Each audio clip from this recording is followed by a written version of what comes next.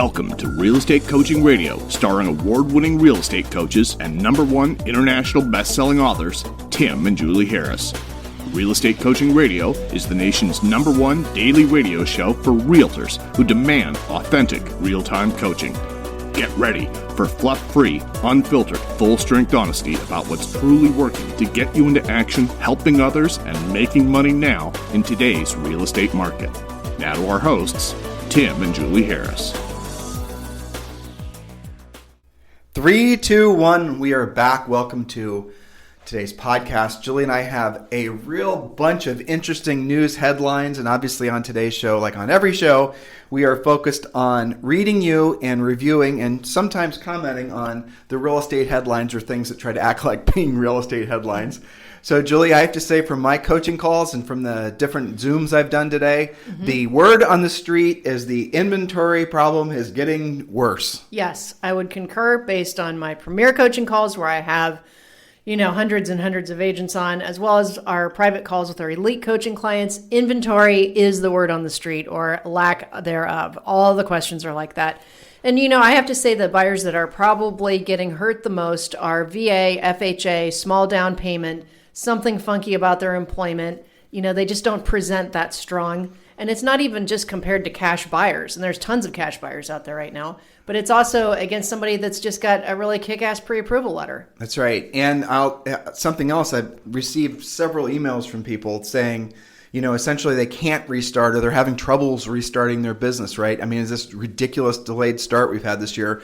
And I'm telling them the same thing I'm going to tell all of you. Just do the 90-day massive action plan, guys. Yep. That's going to get you in doing the exact things that you need to be doing every single day. If Julie and I were personally coaching you and you asked a question like what I'm getting sort of bombarded by of late, my answer would be, do the 90-day massive action plan and stick to it.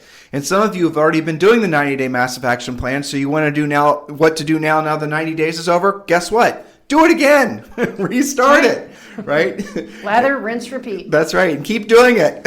And keep doing it. Because what it is, it's basically focusing you on the actual activities that make you money. And so there's kind of a total bifurcated real estate market right now because we have so many personal clients that are doing incredibly well because, and I'll tell you for sure the reason why, it's because they didn't stop working during lockdown.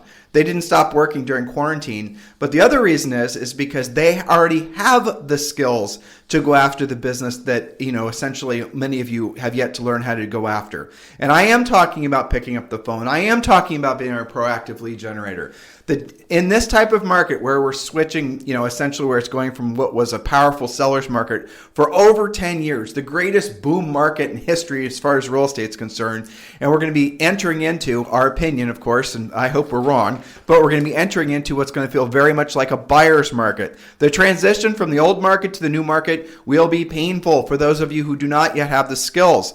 But those of you who do have the skills, those of you who do know how to get price reductions, those of you who do know how to generate your own listing leads, those of you who do know how to, pre-qualify, how to have, you have your pre-listing pack done, you have your listing presentation, you know how to close, you actually know how to do the real work of real estate, you guys are going to make an absolute killing. And why? Because so many of the agents in the past seller's market that you were quote unquote competing with for listings did not have any skills beyond a personal relationship with the seller. Centers of influence, past clients, that type of lead. So a skilled agent didn't really have an opportunity to shine when it's a seller's market because sellers are not that picky about who they choose to list their houses because they know at the end of the day, even if the condition and the price and the location is not great, they're going to basically still get it sold and probably for, a very nice amount of money. Well, we are in the final inning of that market and we are going to be entering into a distinctly different market towards the end of the year. So if you want to be relevant in the new market, you have to be doing what's necessary to quickly, and I mean I don't even know how to express it. You have probably 4 to 6 months to really adapt to the new, essentially the new skill set that you're going to need, or you're going to find rolling into next year that it is going to be unbelievably difficult just to get even your centers of influence and past clients to want to do business with you. Julie, you want to? Yeah, well, I mean, the one who always wins during like the previous market, our now transitioning market, and the future market is always the listing agent. Listing agent always wins, period. How many of you guys are frustrated even if you can find the right house for your buyers, okay? So we're not anti-buyer. Just because we're pro-listing agent doesn't make us anti-buyer. We need buyers to make the world go round. But the fact of the matter is the listing agents have a better lifestyle because they can work with more listings at once than buyers can. Yes, it's mental labor, but buyers, working with buyers is physical labor.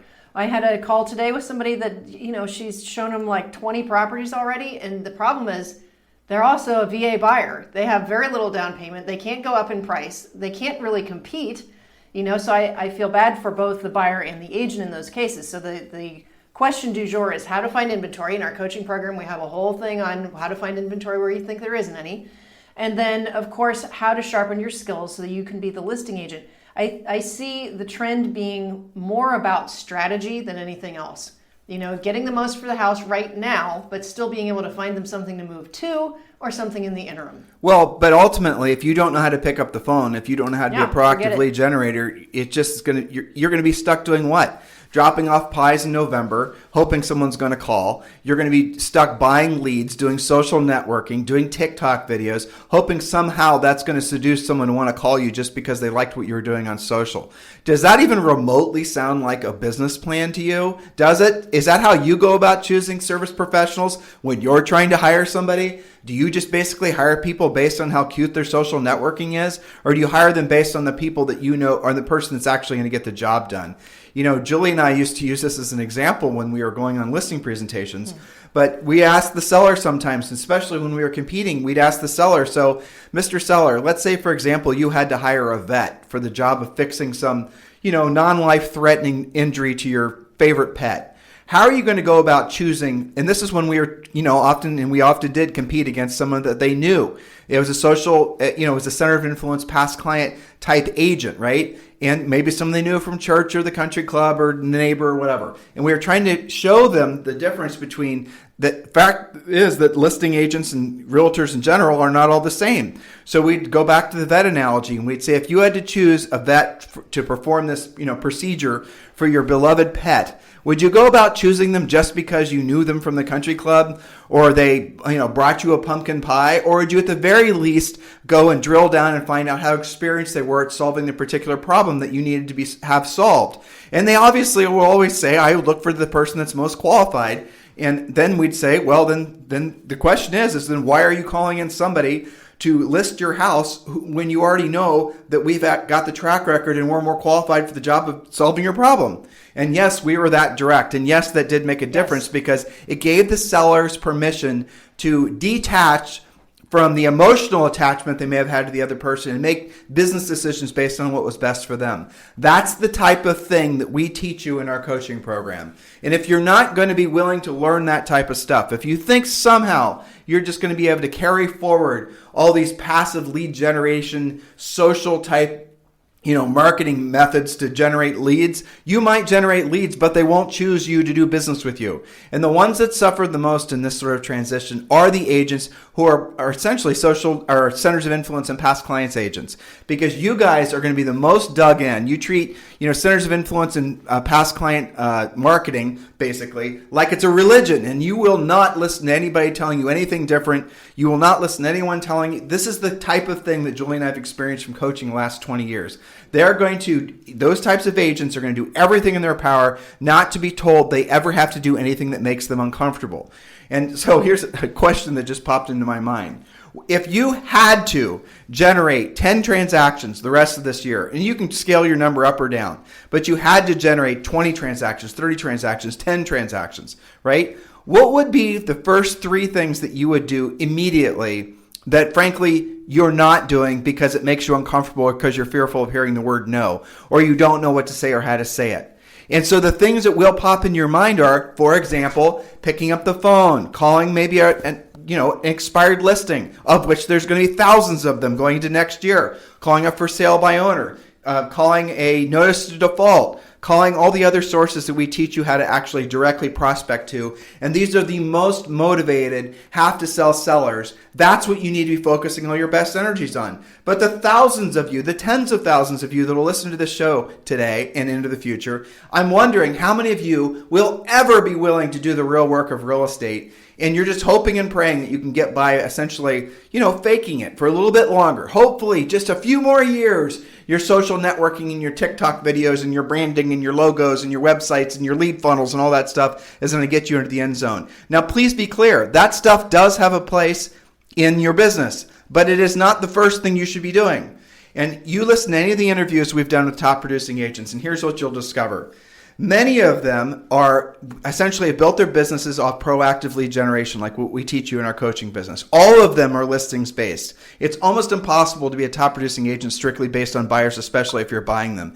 And then on the podcast, I'll ask them, so what are you doing as far as social networking? It'll be virtually nothing. What are you doing as far as all the other things that have become normalized in the past 10 years that require essentially, spending money? It's virtually nothing. Why? Because once they've learned how to proactively generate business and they're running profit margins of 50, 60, 70, sometimes 85, 90%, why would they spend any money generating leads when they know actually how to do it? How would you feel, listeners, if you knew every single day you could wake up, you could, essentially set aside 2 to 3 hours, and every single day you could set a pre-qualified listing appointment? Tell me if that would not be the greatest feeling ever, and tell me if that would not give you the ultimate sense of freedom in real estate that essentially a market like this is going to require, or you're just going to be emotionally sapped coming and going with regards to all the messaging, all the media, all the things you're supposed to be doing, all the things people are trying to sell you. If you knew any day of the week you could pick up the phone, you could do the things we teach you how to do, and you could be a proactive lead generator, how would you feel? How when you ask that question on PC? Yeah, it's like having Superman, so you've got superpowers.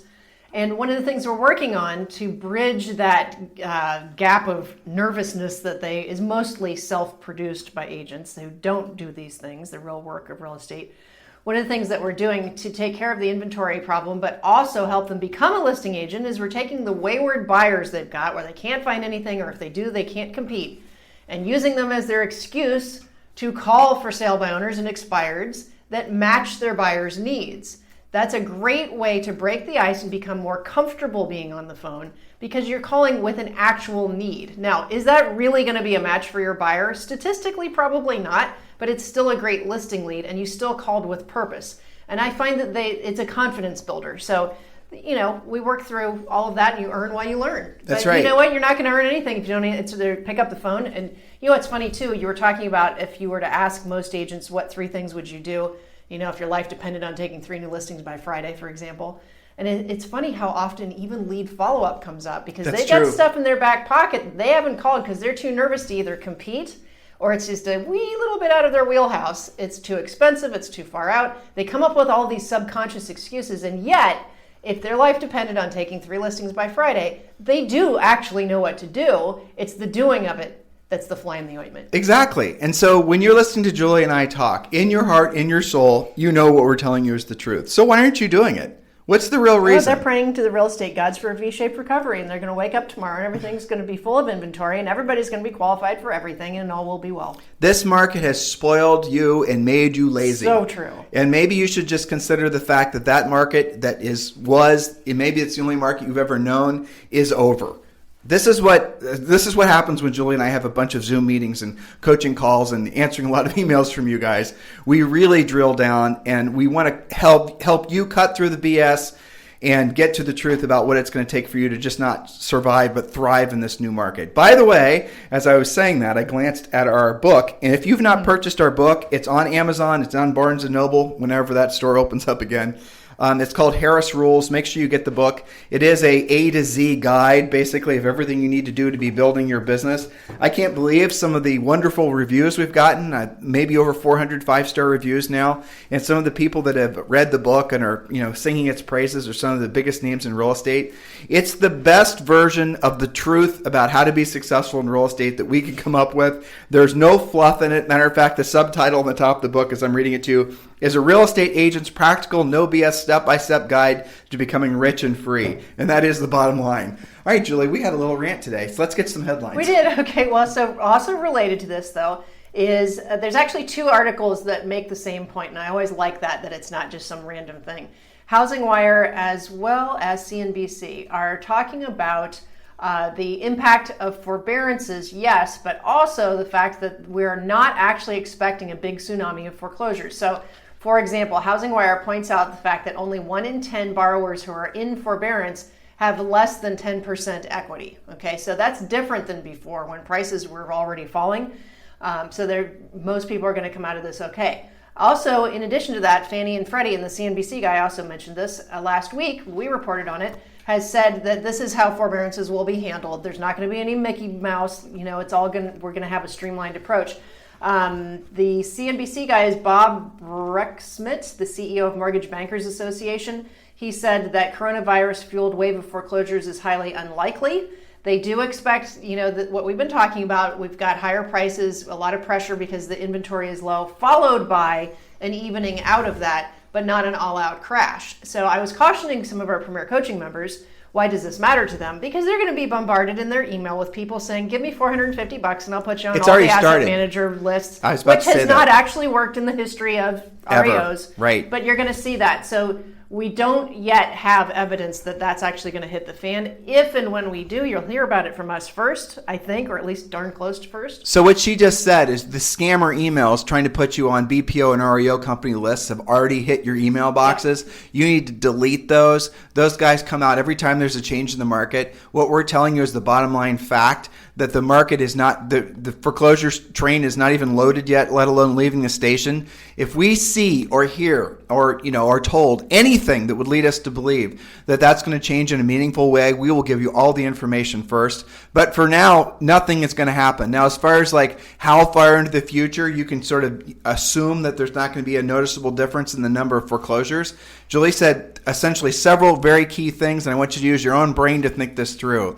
Most people that were in default, or essentially what we know is from the past real estate crash, is when people are underwater in their house and they miss one payment, the probability of them never making another payment, walking away from their house, is over 90%. That's not happening. Why? Because most people have at least 10%, and then you heard Julie say 20% equity in their homes. So homes nationally would have to depreciate, on average, I bet, at least by 20% in order for us to even get to the point where people were considering defaulting. Okay, we are so far away from that, it doesn't even matter. The forbearances are like sanctioned missing of your payment. That's totally different, and how that's going to be handled is going to be very different. So we need to tell them how to learn about that stuff. We haven't even mentioned it. Yeah. Right? So you guys need to text the word survival to 31996 and you'll become our newest member of our free coaching program.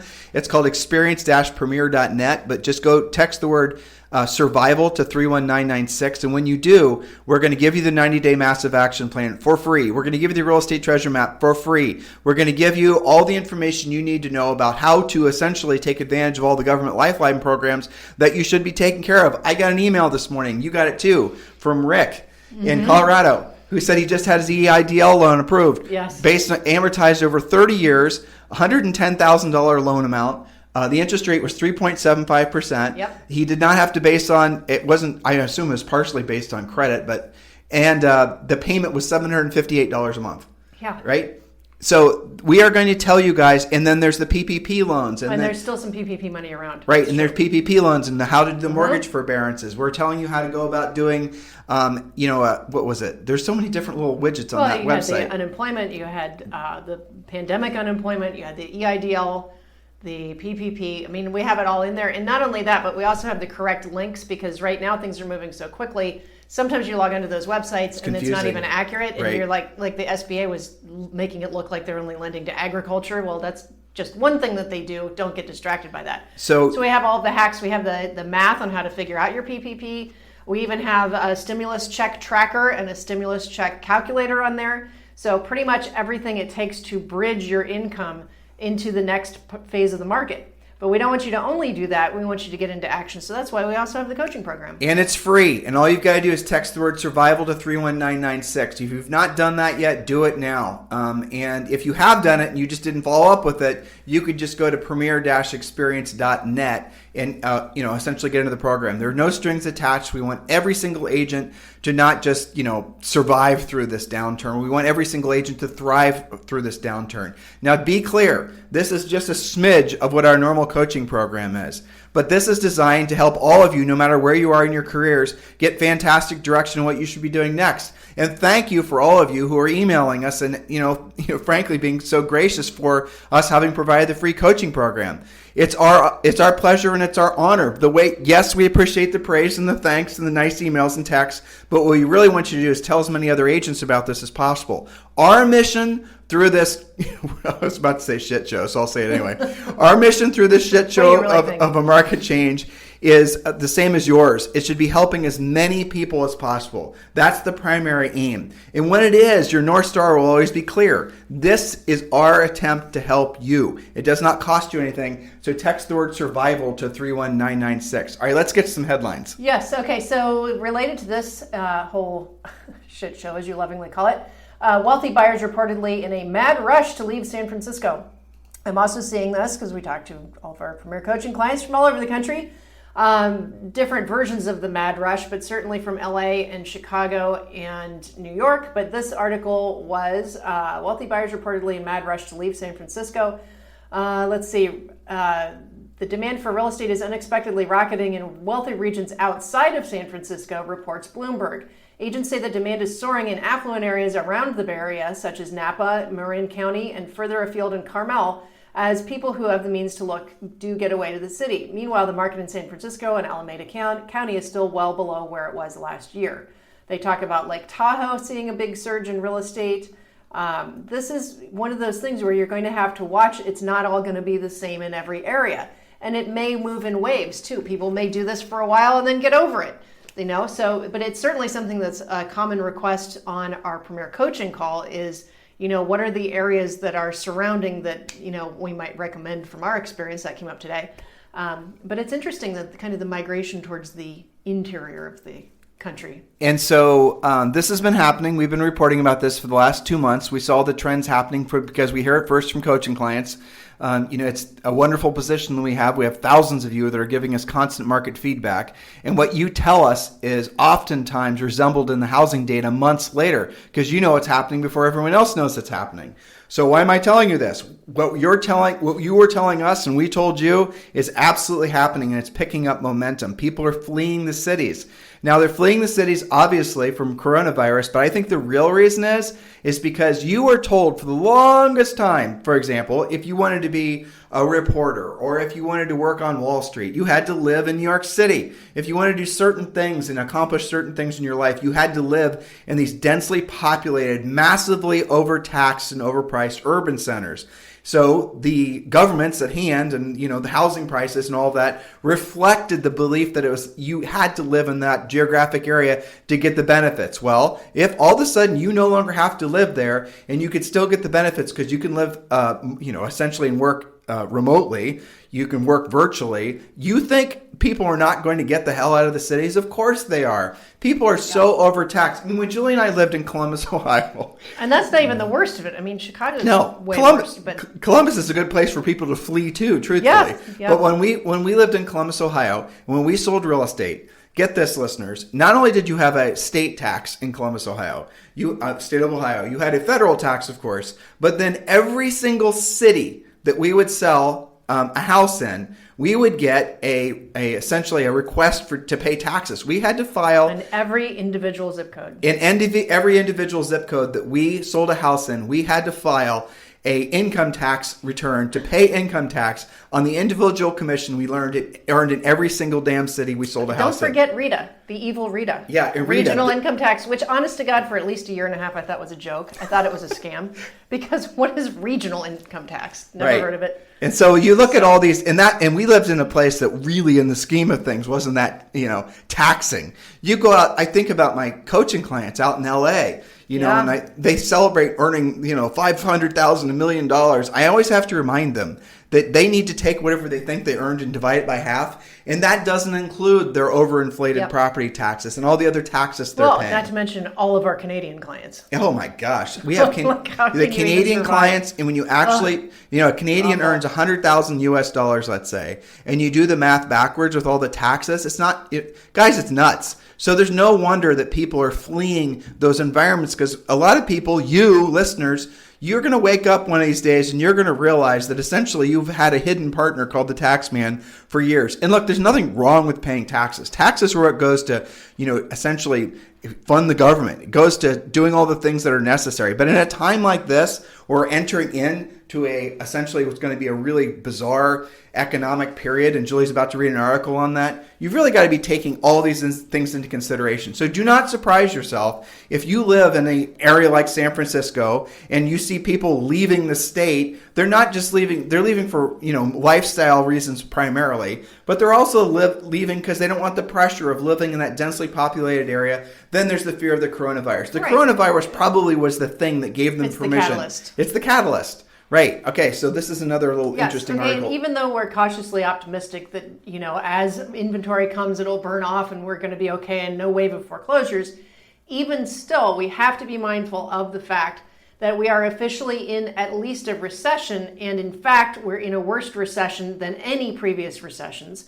So the big question is, will it become a depression? So what is a recession or depression? It's simply periods of significant decline in economic activity. There are no exact definitions for either one, but if you read through this article, and this is another CNBC article, we are officially in recession with unemployment levels unseen since the Great Depression. Even though the jobs report was better last week, it still remains worse than any previous recessions. Okay, so the downturn will likely fall short of a depression relative to overall duration, because the causes of the current meltdown are much different, and the government has more policy tools, like we've been telling you about, all these tools that have been thrown at you, at its disposal to buoy the economy more than it did in the early 20th century.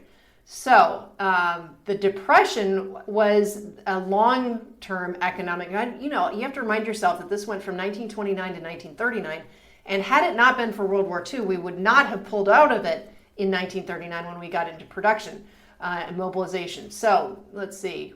Reading on it basically talks about unemployment rate is reported in a lot of different ways. They still think that it's very high, at least 15%. And let's see, Depression era arrival, a rate that breaches 20% and persists for several months would likely meet the definition of a depression. People are saying if we are still at near those unemployment rates by December, that they will basically declare it a depression for whatever that's worth. So the problem the reality of it is that nobody has a crystal ball. Nobody knows what the end of the year is going to be like. Nobody knows what 2021 is going to be like. Anybody that tells you that they know, you need to have Well, they can't figure the matrices, because how many people on furlough are going to get their jobs back? How many people who are temporarily unemployed aren't really unemployed?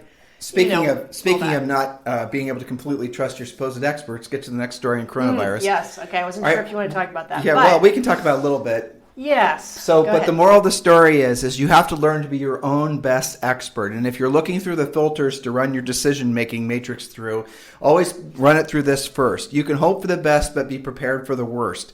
And if you cannot over-prepare for the worst. It's actually impossible for you to over-prepare for the worst. It just means you're really being smart with your expenses, and you're earning more money than you normally would have. You're leveraging all the government programs that you can leverage. You're not allowing yourself to be emotionally manipulated into buying all these silly gimmicks that so many agents have normalized over the last 10 years. That's what happens. Worst case scenario, you become a better, smarter, more profitable business person. That's not so bad. But if you don't prepare at all, because you're just being a Pollyanna, hoping things are going to somehow magically bounce back through a V-shaped recovery, and if things get worse, then where are you at? You are completely and totally on your heels, if not completely knocked down on the mat. Do not let that happen to you. Now, along the lines, Julie and I are seeing a bunch of stories that are starting to come out of Europe, Italy in particular, that have really caused us, and this is something we're keeping an eye on. And remember, on this podcast, we never talk about politics. We never talk about anything really that's in the news other than housing news. But this seems to be a very interesting emerging story. We mentioned this a couple months ago. Julie and I had a theory that it's entirely possible that the supposed experts completely called the coronavirus thing wrong, and that they overreacted, and the shutting down the economy might be seen as the greatest mistake humans have ever done to themselves, because essentially it's causing such long-term negative effects and real health effects on people's lives, not just downplaying coronavirus at all. And more of these reports are starting to come out that all the people that were raising all these dramatic red flags, telling us we need to be quarantined, telling us we need to go to ground, were wrong. Julie? Yes, this is very interesting and strange, and certainly something to watch. And I think that it highlights the fact that there's still so much unknown, because look at how different all of these headlines, like all of these things are actually true all at the same time. For example, the WHO, the World Health Organization, now says asymptomatic. So what that means is you had the virus, you're carrying it, but you're not having any symptoms. They're saying that asymptomatic COVID-19 carriers are not actually very infectious. Okay, so let's see. And California reports statewide decline in cases, while LA County cases near 64,000. Now, the jump in cases is very low, only 0.2% of new cases in New York City. Let's see. But at the same time, India reports another record jump in new cases. Pakistan hospitals running out of beds. New York City is now entering phase 1 of opening. And while all this is going on, New Zealand has 0 active cases. So how can all of this be true at the same time? That was one article that we came across. Then we also have this. Well, the folks from WHO, the World Health Organization, basically, you don't have to do that one. Okay. But they basically came out and they said that, maybe, no, there's a lot we don't know. Might have overreacted. Maybe this is not something we should have done. And here's where this kind of goes in an interesting direction. You guys are all business owners. You're small business owners. Julie, you're not talking about anything political, but think about this. If there's all this, counter information saying the quarantines and the lockdowns and the, looming economic destruction as soon as all these government programs run their course, if all that plays out and people start hearing all this information saying, we didn't need to do that in the first place, do you think people are going to listen when they say you have to be quarantined again? And I'll tell you this is something actually my friend Kevin Cottrell pointed out, our friend. Mm-hmm. He and I were talking about this very topic, and he said, we will know for sure whether or not the coronavirus was overblown or not in the next several weeks after we see how many people that attended all the protests. Yep, all the demonstrations. Without masks on, by the way. Yep. So those protests. In big cities that were super dense, that had infections. Right. That will, I think he's right, that'll be a telltale, And why is so it far? And they were using, what was the Ozarks? One of the original Ozarks coming out parties when we were all free again, and they had those pictures of the lakes in the Ozarks, and it was tons of people, nobody wearing masks, all in the water. And they're starting to say it's been enough time that if there was going to be a second wave there, that we would be seeing it. And I believe we're not seeing it there. We're not seeing it there. Yeah. It was all over the news. Oh, Jersey Shore, people are having house parties. At the Jersey Shore, and then they're all saying this is the worst thing ever. These people are absolute bastards. They have no consideration for. Okay, well, 2 weeks later, 3 weeks later, no increase. Right? We're seeing this happen across the country. So what's going on? And it'll be interesting, especially if that's consistently not coming back. If it's just sporadic here and there, you could make an argument that, maybe there was a super carrier or something like that. Well, I shared with you another story, or maybe I think I did it somewhere in there. I know I sent you a ton of links today. That basically says that in Italy in particular, some of the scientists and some of these other people are saying the coronavirus has simply, you mentioned New Zealand, has simply disappeared. Yeah. It just doesn't. That was the leading part of this one. Right. Oh, was it? Where they're talking Suddenly about? There's no talk about coronavirus. Reputable doctors in Italy, the UK, and elsewhere are claiming, open that up, are claiming that the virus hardly exists any longer. Just over a week ago, much of America faced jail if they dared break the social distancing rules put in place by tyrannical governors and other public officials. Now tens of thousands gather to protest police killing with impunity. The spikes they warned about in areas where restrictions were eased are not actually happening. So what is happening? Also, what to make of all the other reports going on. So that goes to what is really happening. And Julie and I are not citing on any of this. We're just reporting the news, but what we're seeing is this sort of anti-trust the, expert momentum thing is increasing. Now, why are we telling you this on our real estate focused podcast? Because towards the end of the year, can you imagine the sort of exchanges that are going to be going on in an election year, and how one side's going to be on one side, the other's going to be on the other? How it's just what we're experiencing now is just going to intensify.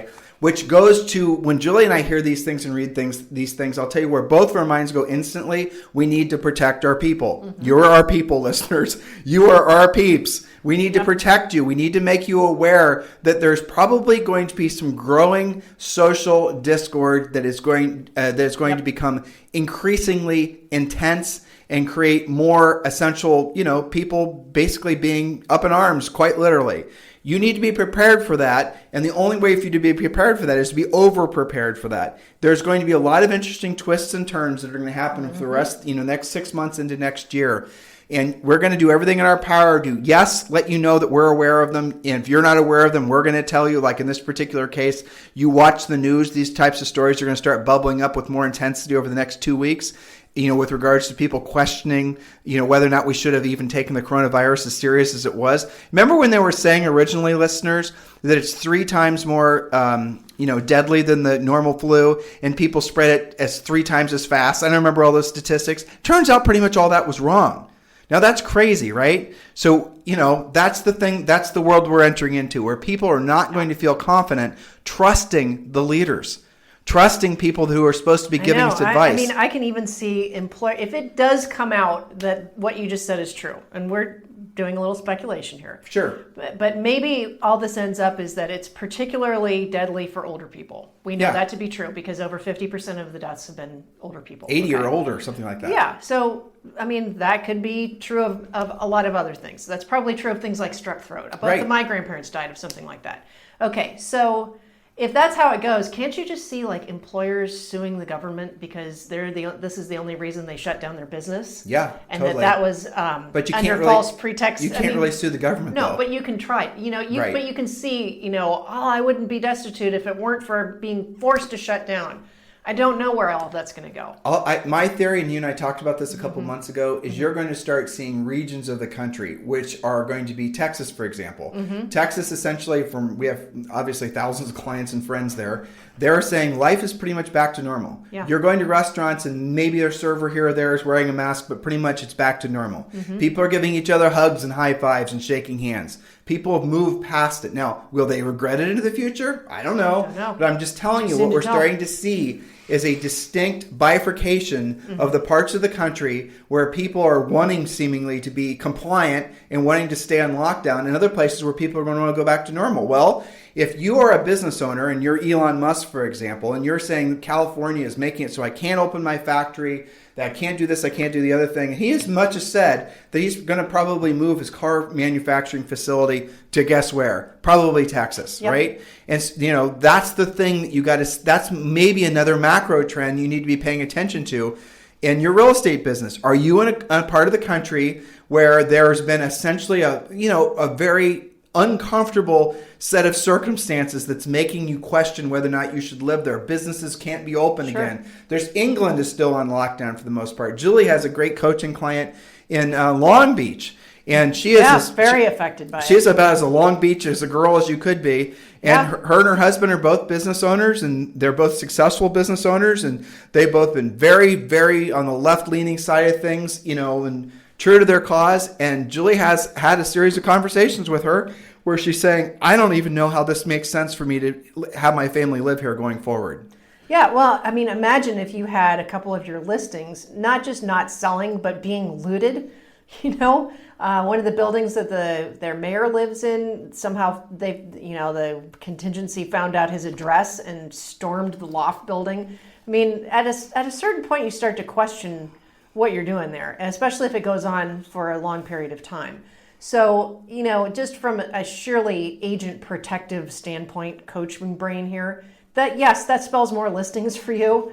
But, you got to give what the market, you've got to take what the market is willing to give you. If people are moving because of that, understand what that is, understand and be, compassionate for them, be supportive of them, and help them accomplish their real estate goals. You've got to be there and be the leader and be the one that helps your people. But like we're trying to be there to help you guys. But when we read you a story and we tell you, facts about people migrating out of, say, Manhattan and migrating to the burbs. The burbs, right? And migrating out of San Francisco. And you can tell yourself, well, that's just a temporary trend. Well, let's assume for a second that it's not.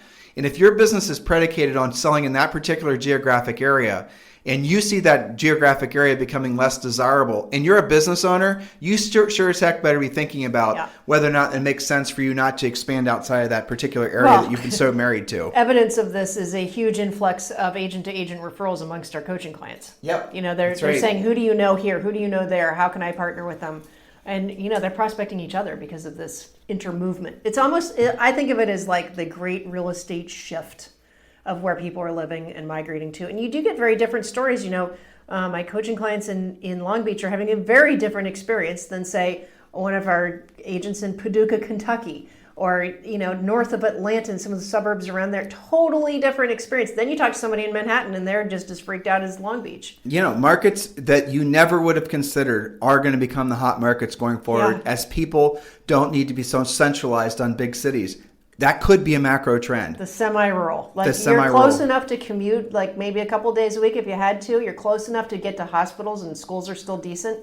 You're not so far out that you're isolated. But, those are the same properties that previously people were saying all of the opposite. Too far out, too much of a drive. Well, but they're coming back. Consider this. So one of the greatest geniuses in real estate mall development was a guy named Les Wexner. I mean, he didn't do the actual commercial real estate into things, but he envisioned essentially these big outdoor malls that were sort of like city centers that most European cities are still based on. The centralized community hubs, basically. Community hub.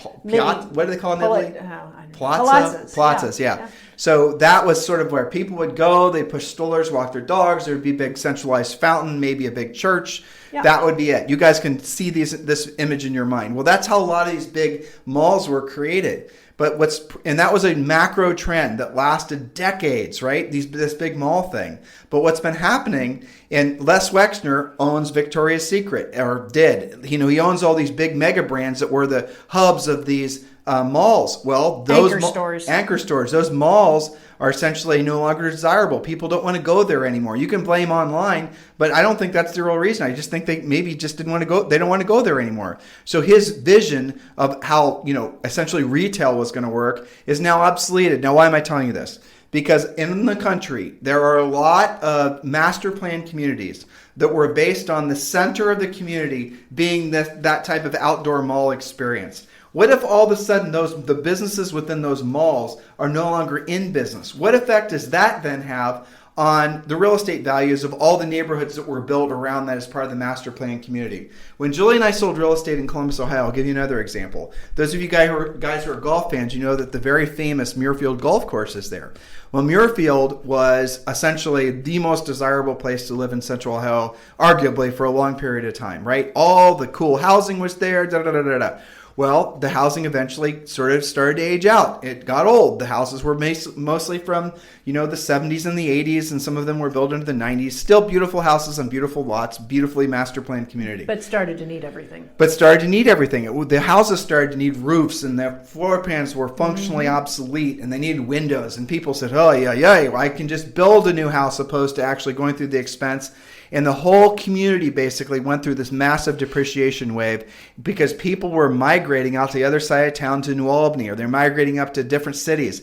Those types of things happen locally, and you can't ignore those sort of macro trends. We had friends that were some of the most dominant RE/MAX agents actually in that particular Muirfield area, and they did not migrate. They did not shift, and then they suffered for years, decades, because of the fact that they were having to constantly, they'd have lots of listings, but they weren't selling, and they'd have to... So your magic number becomes huge at that point. Right, and the amount of work you have to do is, if you could have just simply picked up and maybe just mentally started focusing on the market where the, market was going to be, and then you wouldn't have suffered needlessly. These are the types of things that are happening on a national basis now.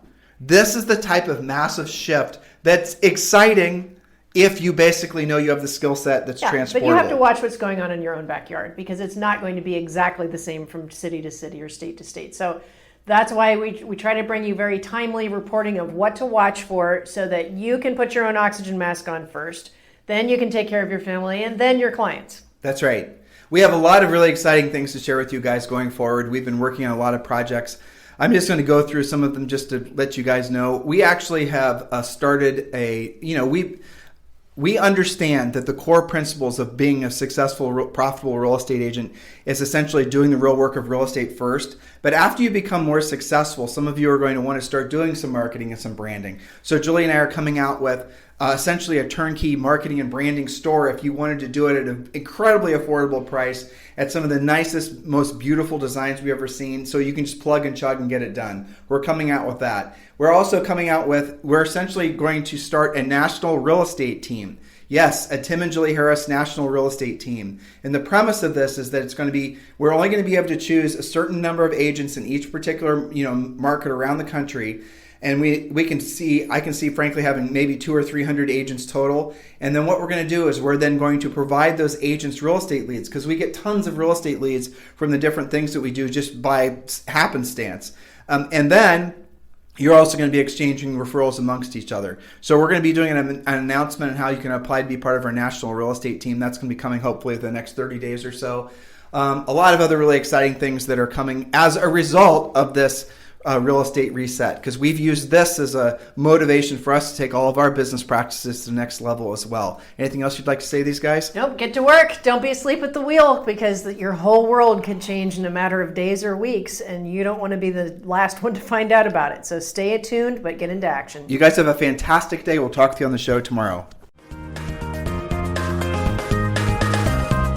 This program has been a presentation by Tim and Julie Harris, Real Estate Coaching. For more information on our real estate coaching and training programs, visit our website at timandjulieharris.com. Remember to tune in weekdays at noon for upcoming shows. And until next time, thank you for listening to Real Estate Coaching Radio with Tim and Julie Harris. This podcast is a part of the C-Suite Radio Network. For more top business podcasts, visit c-suiteradio.com.